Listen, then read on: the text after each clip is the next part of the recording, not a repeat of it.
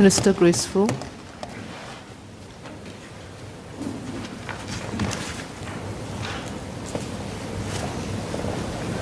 Madam Chairman, with your permission, I would like to ask for a few requests.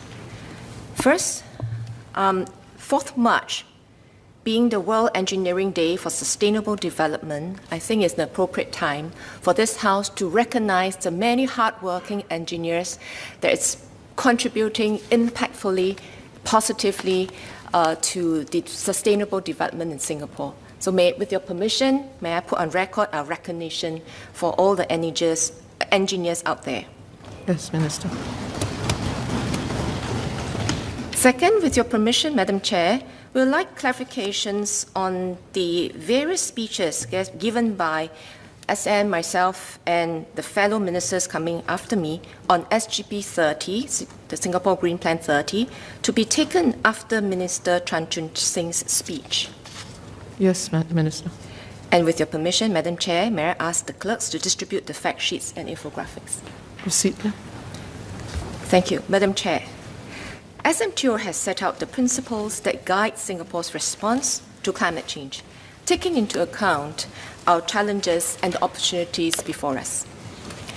Climate change is one of the gravest threats facing mankind and Singapore. What is at stake is the survival and future of our small island state.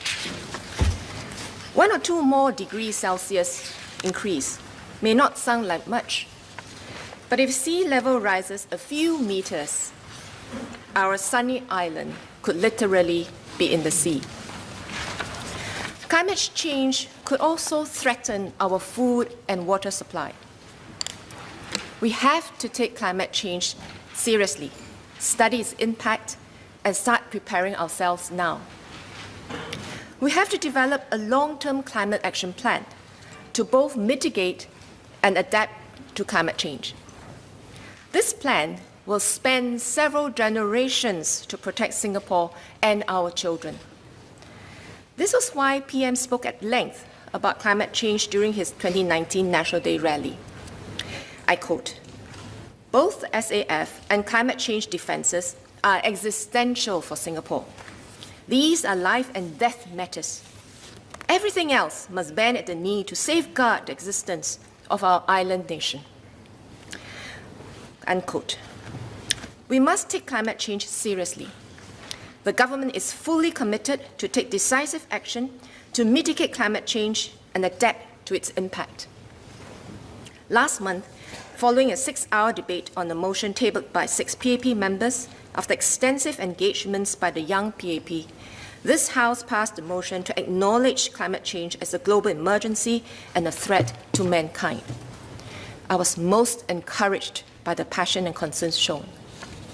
But our efforts alone will not turn the tide.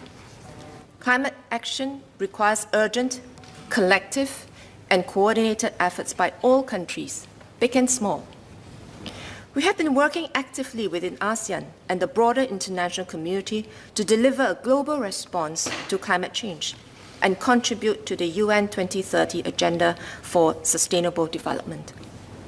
Sir, the course of human history has been shaped by innovation and discovery, and we are on the cusp of yet another revolution today, a global sustainability revolution. Just as the invention of the steam engine and discovery of fossil fuels propelled us into the industrial age, the energy transition from fossil fuel to renewable energy will redefine how we power the global economy. This revolution will be driven by policymakers, consumers, inventors, and investors who recognize the opportunities that will arise from a circular, low-carbon economy. We must catch and ride this new global wave of sustainability. Many MNCs are putting ESG, environmental, social governance, considerations at the core of their business and investment decisions. I'm happy that companies like Temasek are strongly committed to sustainability, embedding it in both their operations and investment approach. Singapore is well positioned we are not starting from scratch. Since independence, instead of pursuing growth at all costs, we have insisted on quality, inclusive, and sustainable growth. Each generation of Singaporeans must see ourselves as stewards of our nation. We must pass on a better Singapore to the generations of Singaporeans that will come after us, just as the previous generations have done for us. We must build on our past achievements, strive to overcome our present limitations, and pioneer new solutions for a more sustainable future. Getting to the future will be a whole-of-nation effort, requiring every government agency, individual, business, research institution, community group, and civil society organization to work in unison. Sustainability is not an isolated program or initiative, but about engineering a whole system and cultivating a new way of life. Each challenge and its associated solution will impact on another. This requires hard trade-offs to be made and close coordination in execution. This is the purpose of the Singapore Green Plan 2030. It is a commitment of this PAP government to our present and future generations to chart a common vision for a sustainable future and a roadmap for everyone. Through the Green Plan, sustainability will shape our economy, our infrastructure, our way of life. It will fundamentally change how we live, work, and play. The government will set the broad policy direction, and the public sector will lead the change. Through the GreenGov.sg initiative, it will exemplify sustainability in its actions and lead market demand for sustainable products and services. More importantly, we want the Green Plan to spark a national conversation and energize Singaporeans to take action. Every Singaporean must be involved in this transformation because, first, sustainability is not costless. Just as we pay for our security and social services, we will have to pay a bit more for greener goods and services, adjust to less convenience in our daily lives, or reskill for green jobs in new industries. We cannot incur these costs without a national consensus. Second, while climate change may feel abstract for individuals, it is our individual actions that determine the collective outcome. For example, if every household in Singapore raises the aircon temperature by 1 degree, we will cut carbon emissions by 23 kilotons, equivalent to the annual carbon emissions from 7,000 cars. Our consumption pattern drives industry. If we avoid disposables, buy local produce food, and prefer energy-efficient appliances, greener and more sustainable business models will emerge. Third, we are excited about the new business opportunities that sustainability sector can bring that will benefit Singaporeans and Singapore.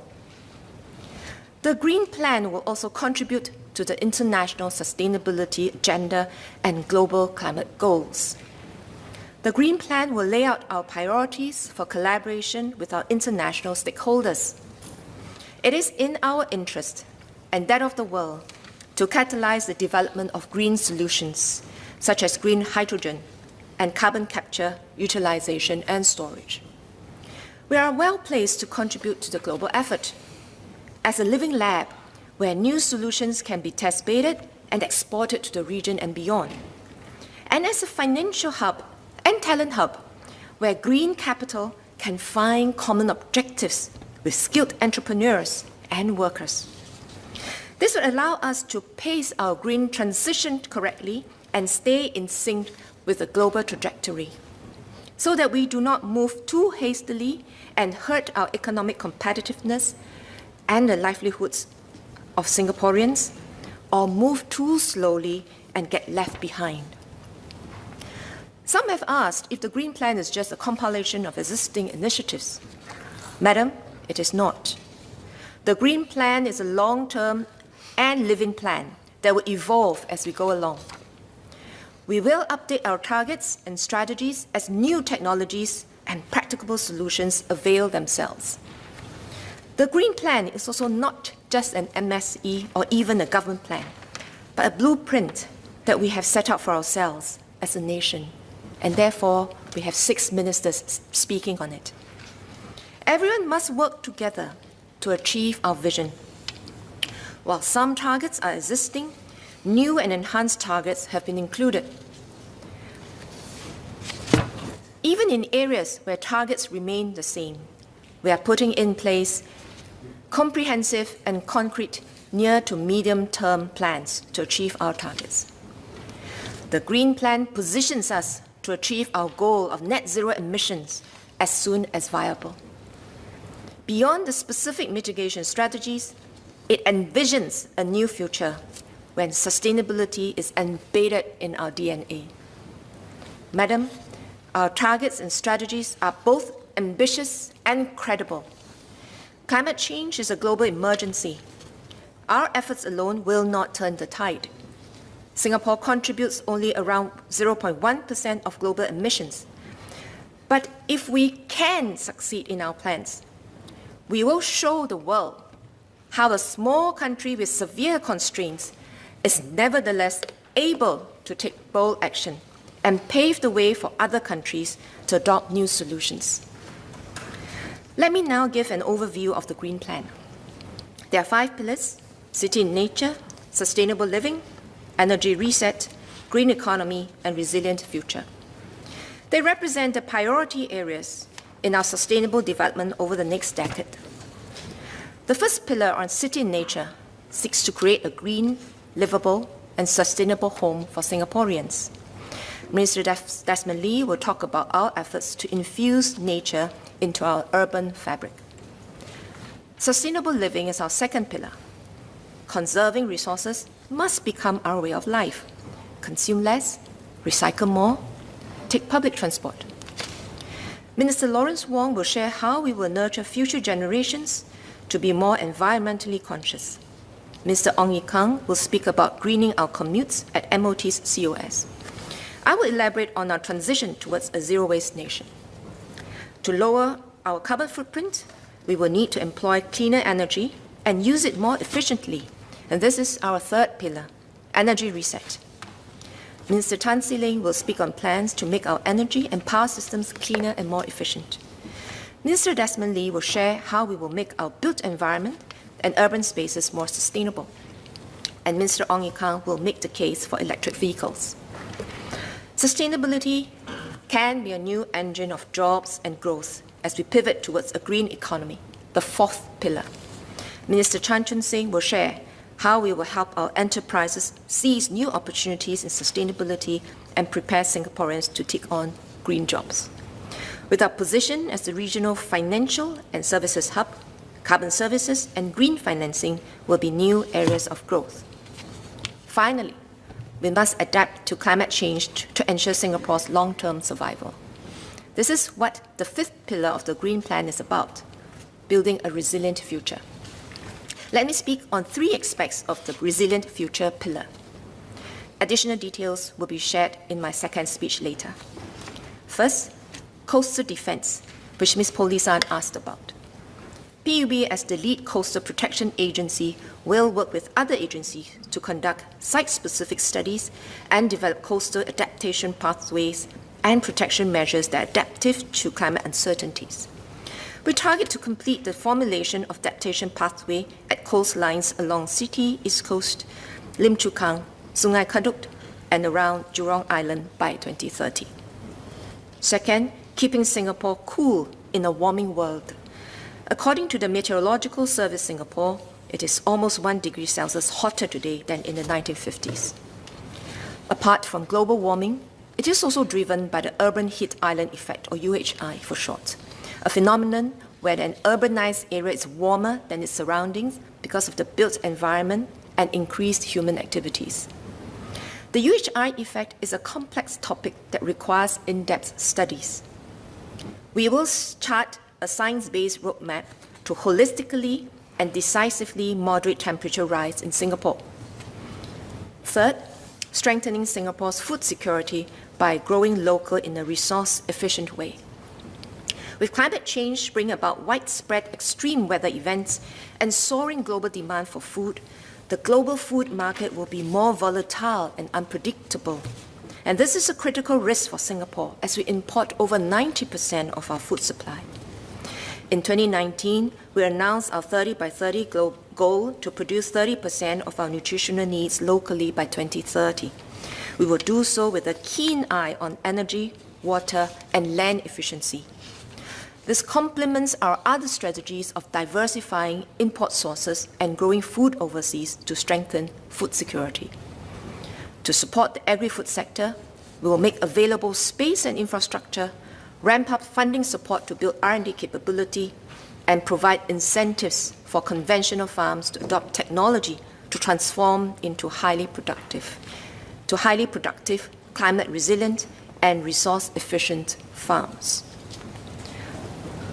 While the 5 pillars of the Green Plan will map the way forward, the public, private, and people sectors must come together for us to succeed, as Ms. Haniso highlighted.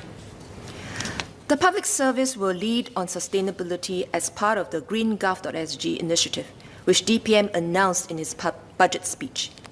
We will have 4 shifts.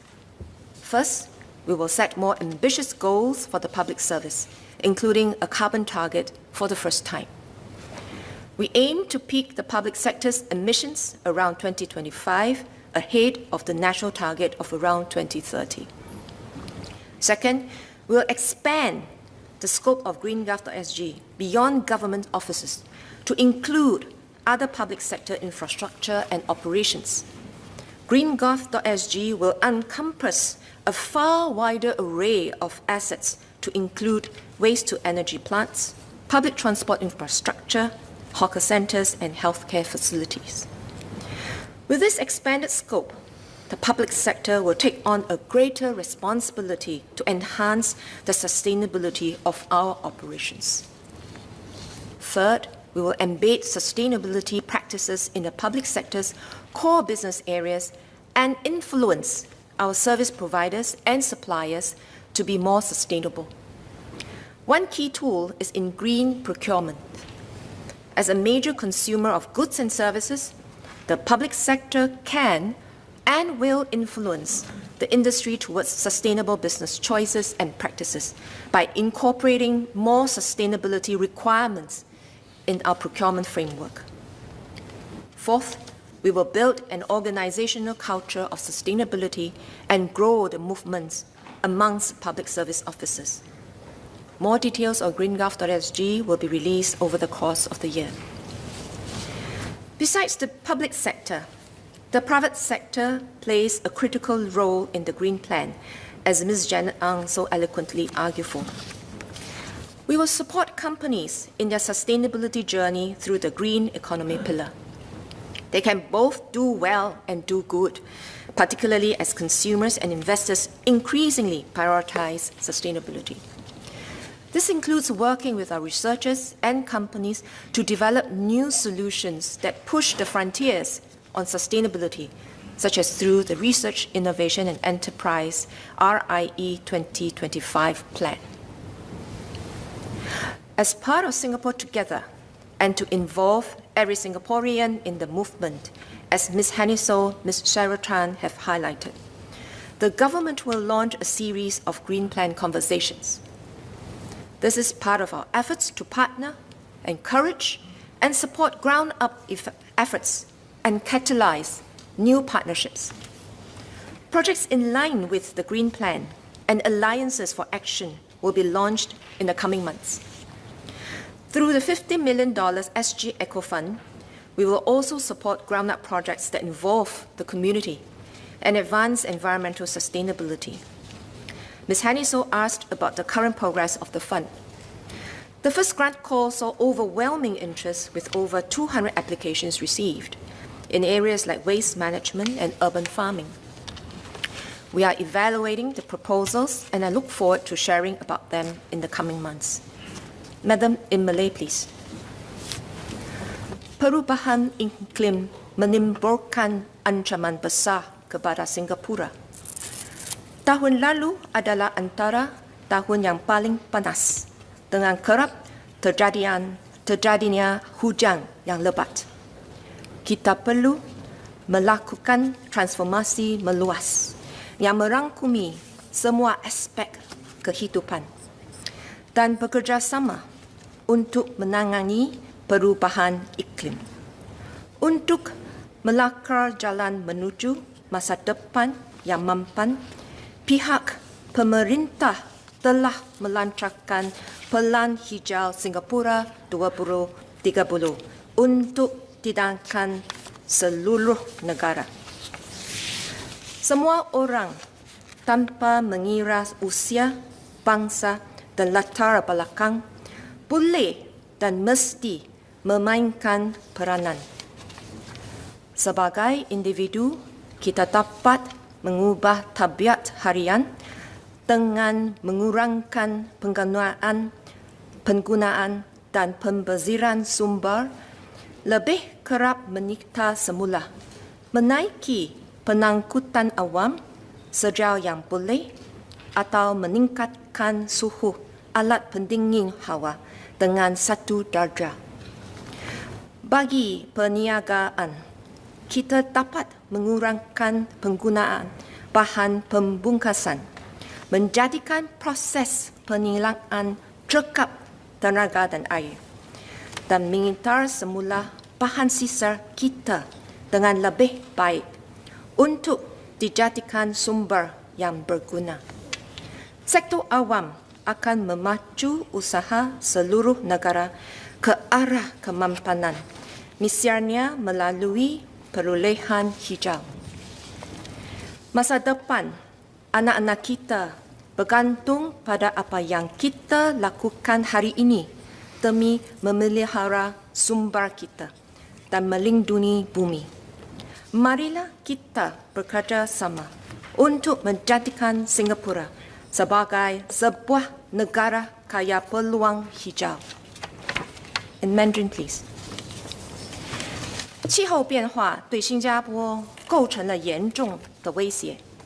2020年是我国有记录以来最热的年度之一，而且暴雨频频。全球气候的变化也造成了更频繁、更严重的天灾。因此，我们迫切需要在生活各层面做大幅度的改变，全民携手应对气候变化。为规划新加坡的永续发展，政府上个月推出了2030年新加坡绿色发展蓝图，呼吁全国采取气候行动。每一位国人，无论年龄、种族或背景，都可以尽一份力，也必须尽一份力。在个人层面，我们可以调整日常生活习惯，减少资源的消耗和浪费，更积极地回收资源，如选择乘搭公共交通工具，或将冷气机温度调高1度。就企业而言，我们可以减少包装材料，采用节能节水的生产流程，将我们的废弃物更好地回收和再循环。公共部门将以身作则，并带头提倡绿化，利用绿色采购和种种途径推动全国朝永续发展的目标迈进。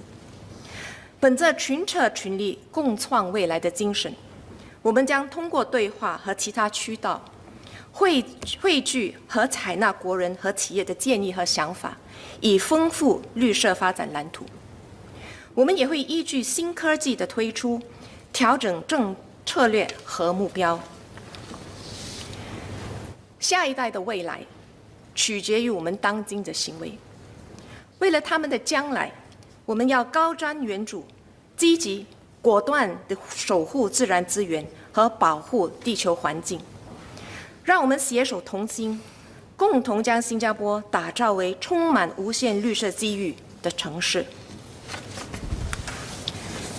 Madam Chairman, let me conclude. A few months ago, I was struck by a question from my son. He is in his early 20s.